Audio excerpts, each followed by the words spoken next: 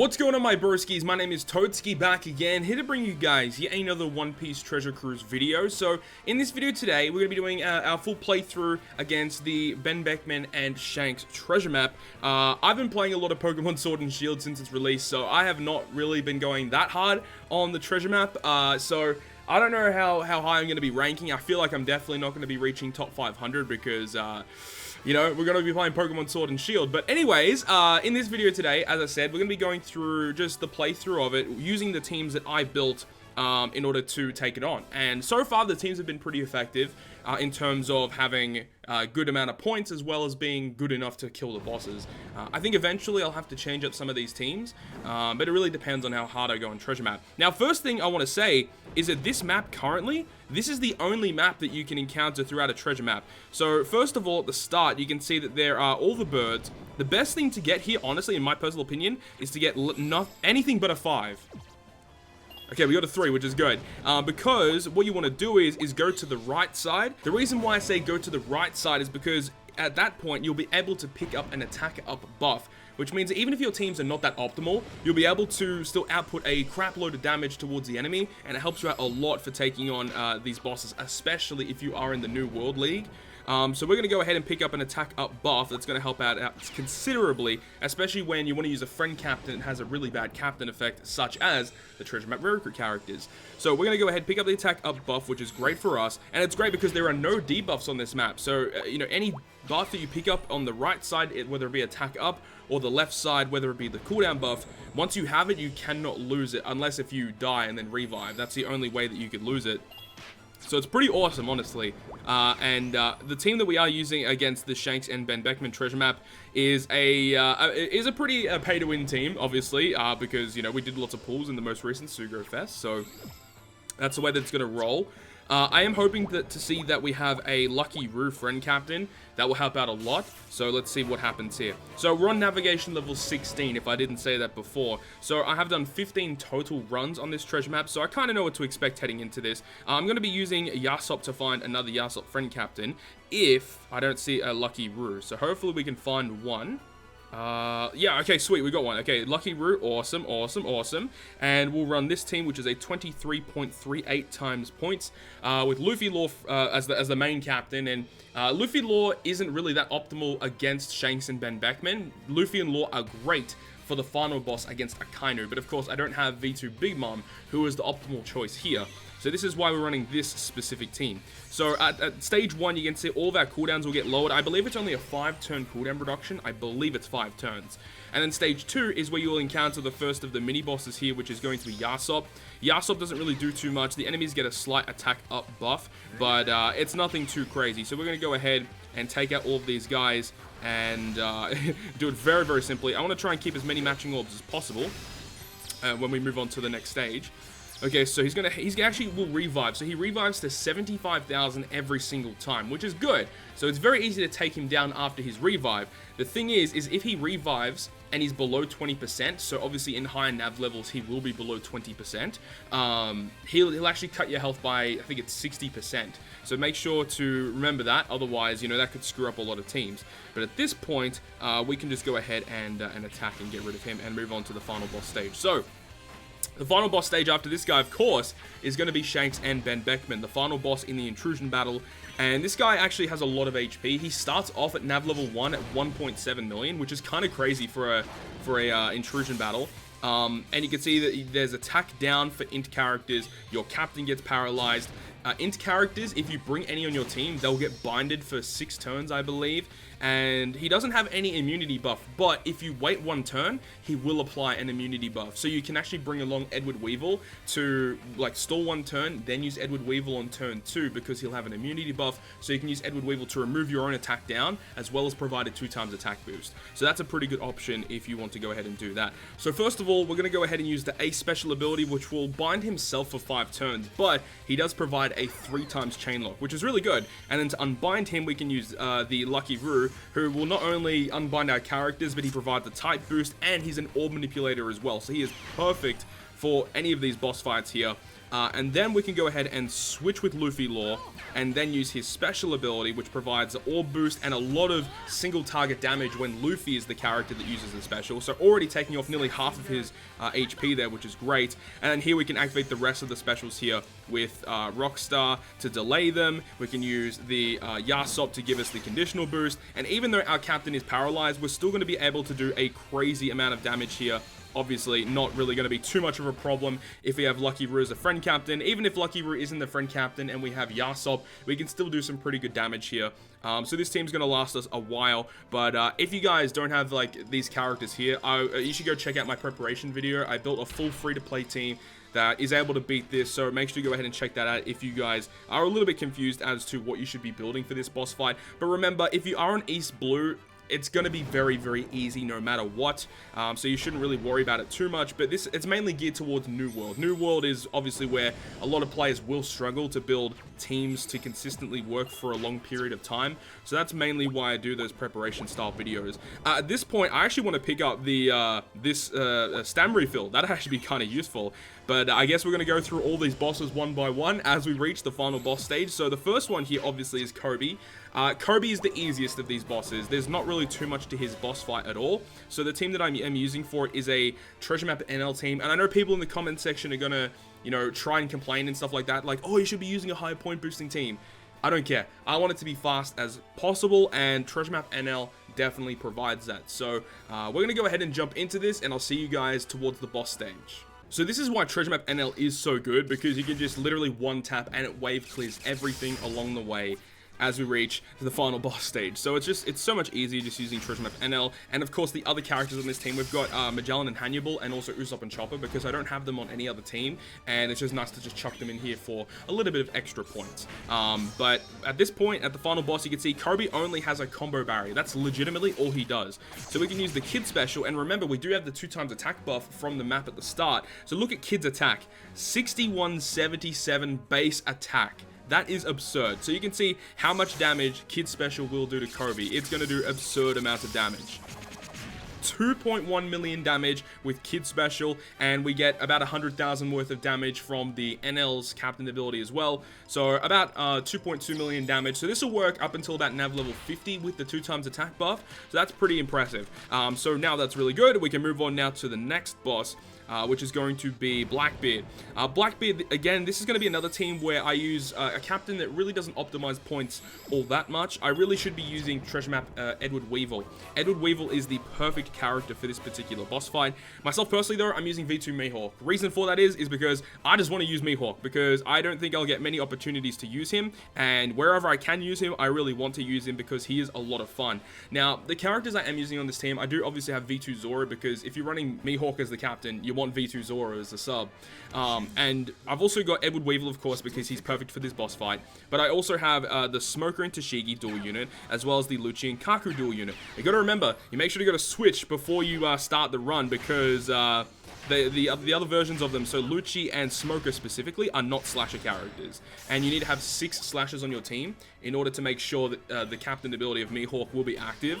So that's very, very important. There have been times when I was streaming yesterday and I forgot to switch with them, and the damage output wasn't there. So you got to make sure that you got to switch. But the Smoker and Tashigi is actually another really useful unit for this particular boss fight, because what happens is when you reach the final boss stage, Blackbeard will not only apply an immunity buff to himself and give you attack down, which is why Edward Weevil is so good, but the Smoker and Tashigi dual unit, when you switch with them, they shuffle away all your empty orbs to just random orbs, which is great. And they also will change block orbs and type orbs into matching orbs with their special. So that's perfect, because you get a full board of empty and block orbs on the final boss fight. So Smoker and Tashigi are able to just legitimately give you a full board of matching orbs, essentially.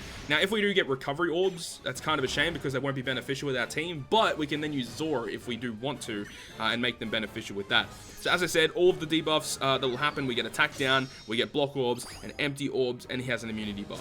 Obviously, I have the Kizaru support ability on the Weevil. So as I said, we can switch with the Smoker and Tashigi, get rid of all those orbs, then use their special. And remember, when you use their special to become Smoker and Toadskii, they are still classified as a slasher. So that's why this character is perfect for this team. Then we can use Edward Weevil to remove the attack down, give us the attack buff, of course. And then just for a little bit extra damage, we can use this for the orb boost. And I think this is like way overkill. Boom. There we go. 10.6 with 2 taps. So this team is going to work pretty much forever against Blackbeard. Like, you won't need to change this team at all. But definitely Edward Weevil is going to be fine as a captain. I just prefer to use Mihawk as the captain instead.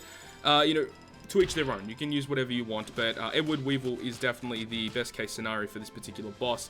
The next one is going to be Kizaru. Kizaru is kind of an annoying boss. If you have the Doflamingo and Treble dual unit from the Colosseum, that's pretty much a requirement for this team. Or I wouldn't say it's a requirement, but it definitely helps out a lot because number 1, they have type advantage against Kizaru. Number 2 is their switch ability is perfect for this fight. And number 3, their special ability is perfect for this fight. So this is why I'm opting to run the double Dofi Treble. So you can get more points and stuff. But on this team as well, I've got Neko and Inu. They're really good because they have lots of beneficial effects that can really help out cerebral characters, which a predominant amount of my team are cerebral characters. Well, yeah, legit everyone but NL is a cerebral character. But we've also got the Shanks and the Ben Beckman dual unit, which I already have fully maxed out. And we actually do use them on this boss fight, so you guys will see how good they actually are. And I do have the support ability of Yasop actually attached to this Shanks and Ben Beckman, so it'll just show how the support ability will work with the character. But we'll skip a little bit further ahead and I'll see you guys at the final boss stage. Alright, so now we're at the final boss stage against Kizaru. Now, Kizaru's preemptive attack is that he will lower your chain multiplier, which is why having a chain lock is really good for this fight. You can see he does have an immunity buff as well. So overall, just basically bringing some sort of chain locker is very important. And the thing is, he does have a revive effect. He makes all your type orbs negative, so the switch ability of Dofi Treble helps out a lot. But first, we're going to use the Shanks and Ben Beckman special ability, which will give all of our orbs into empty and give us 3 times chain and 3 times color affinity. A very powerful special, but you cannot activate another special after you use this special or before you use this special. But the really cool thing about it is you have this support ability to shuffle your orbs around. We got absolutely destroyed with that orb shuffle there, which is not that good, but no matter. This is where dual units are very good because you can use dual units switch abilities on top of the special ability of Shanks and Ben Beckman, which is why dual units just work perfectly with this guy. So we can see, boom, and boom. Totally overkill, 4 million damage. We can do way more than that, probably close to 10 million with the matching orbs and stuff. But then he does revive, of course, and the type orbs do become negative. But because we use the switch ability of Dofi Treble, we already have beneficial orbs, so it's not really going to be a problem here. And then at this point, we can just attack because he's very weak, so it's fine. So yeah, this team is going to work for a pretty decent amount of time. Not really too many issues to worry about with this particular team against the Kizaru fight. And the last of the Battle Rush bosses, before we get to the final boss, is going to be Kuzan. Now, Kuzan, again, there's just another really good free-to-play character that can work really well in this boss fight. And that is the Sengoku and Garp dual unit, the raid boss character that came out quite a while ago now on Global. When did they come out? They came out like towards the end of the year, like around New Year's or Christmas time last year. So it's been a while. You know, they've been out for a pretty long time. So hopefully you guys have maxed them out. But they're really good for this boss fight because of their special ability. They just work so well here. Another character that's going to be really useful here is the Quick Dress Up Sanji, because he is a free-to-play character that was available in 2 previous fortnights, so a lot of people should have him by now. But also the Ivankov and Bon Clay dual unit that was available in the Luffy and Law batch, because you want to try and get rid of Bind and Despair, because that's what happens on the final boss stage. So having a way to get around that is really good. In my preparation video, I did mention that Treasure Map Law is another good option because he is a fighter character and he does remove 2 turns of Bind and Despair, which is what you need with sockets on top of that, so it's perfect. But anyways, we're going to skip a little bit further ahead to the mini-boss fight on stage 6. Okay, so in stage 6, you have to encounter the mini-boss, which is Django, Full Body, and Hina. Now, the thing is it's not really that annoying to get around, but it's just something to note. Their health will scale over time, but their scaling is much lower than the actual bosses. But you can see they have 2 turns of Rainbow Shield % damage reduction. This is where this Sanji is great because he'll get rid of that, which is perfect. And also we're going to go ahead and use the special ability of Sengoku and Garp, because we can see that we got given a 1% attack and orb boost. So using the special ability ability to remove that is great, because now we can get our own boost put on top of that. So at this point, it's very, very easy after using the Garp and Sengoku special. We can do a lot of damage towards the enemy, no problems there. And the final boss stage is against Kuzan. Kuzan's preemptive attack will apply 5 turns of Bind and 5 turns of Despair, all to the right column. So you'll see that Bind and Despair. And that's about it. He does have a delay protector, but it's fine because we've got treasure map Sabo, and we can use his special if we want. We're going to go ahead and switch first, then use the Garp and Sengoku special. So that's great. We'll get our own attack and ore boost on top of that. We can use the Ivankov special to remove the Bind and Despair, and then we can then go ahead and use the Sabo special, because our captain is cerebral. That when they combine into Garp and Sengoku, they're classified as a cerebral character. So we can actually use Sabo on this team because he has a delay protector, he doesn't have a defense down protector, and I mean, this is completely overkill, and this team's going to work pretty much forever as well, especially with the 2x attack buff applied as well. It helps a lot. Like, this treasure map is so easy because of the 2x attack buff that is pretty easy to get, on top of the bird buff, because remember, whenever you pick up the bird and you kill Shanks and Ben Beckman, you get a 1.5 times stat boost. I believe it's 1.5 times. So it really makes a big difference. So this treasure map overall, in my opinion, is actually kind of easy, especially because all these mini bosses along the way, there's a free play character that literally counts as everything the boss does. So yeah, this is one of the easiest treasure maps we'll ever experience. Though, saying that, I think our next treasure map, which should be against Rob Lucci, is one of the most difficult ones, because it's very pay-to-play centric. But anyways, moving on to Akainu, the final boss, we're going to use Yasop as a friend captain just for more points. Nothing really, like, nothing strategic about it. It's just that he gives more points. There's no real reason to do this. I would suggest, if you guys have Luffy and Law friend captains, to definitely use them as your friend captain for this fight against Akainu, because Luffy and Law legitimately carry the entire boss fight. It's actually ridiculous how crazy Luffy and Law kind of are for this boss. It was made for them to beat it. But anyways, we're going to skip further ahead until stage 6, where we encounter the first mini-boss against Akainu. Alright, so stage 6 against the mini-boss Akainu. Now, for this mini-boss, he actually has a barrier, and the barrier is ridiculously annoying because it can vary between a good barrier, a great barrier, or a perfect barrier, and it's a 3-hit barrier. So for this example here, we have to hit 3 greats before we can break his barrier down. However, there are characters that are boosted that can remove the barrier, which is quite nice. At this point, we're going to use the Rockstar special because he delays the enemies and makes Strength Orbs beneficial, which you can see the buff that Akainu gave us.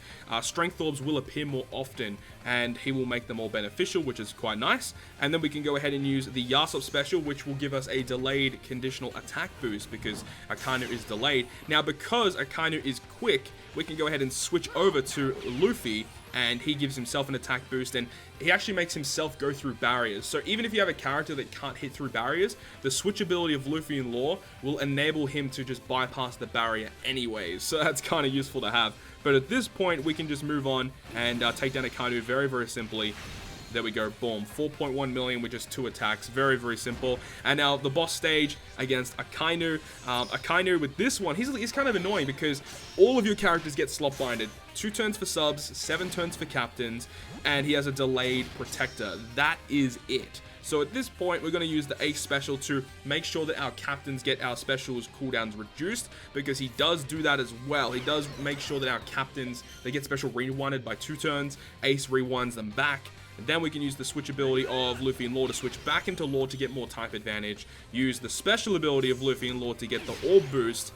And at this point, we're good to go, because I did attach the support ability Raid Zoro to Rockstar to make sure we get a 1.3 times color affinity to slashes as well. So at this point, like, it's over. It's over for Akainu. Boom, there we go. 8.6. If we did attack with all of our characters, it's around 10 million damage. So this will work for a pretty good amount of time. But there we go. That's the full rundown of the teams that I've been using for the latest treasure map against Shanks and Ben Beckman. As I said, I'm kind of busy with other games during this weekend, so I don't really know how hard I'm going to be going for this treasure map, especially because I have a lot of tablets already, especially from Kizuna. And I'm only missing 1 Sugo Fest exclusive character, so I don't really think going too hard on this treasure map really makes a lot of sense. But anyways, we'll see how we go. I'm not really too sure where I'm going to rank, but we'll see what happens. So hopefully you guys enjoyed this video today. If you guys did enjoy it, make sure to leave a like, and if you want to stay up to date with all of the content I post, including more One Piece Treasure Cruise content, make sure to hit the subscribe button down below. But other than that, guys, I will see you guys within the next video.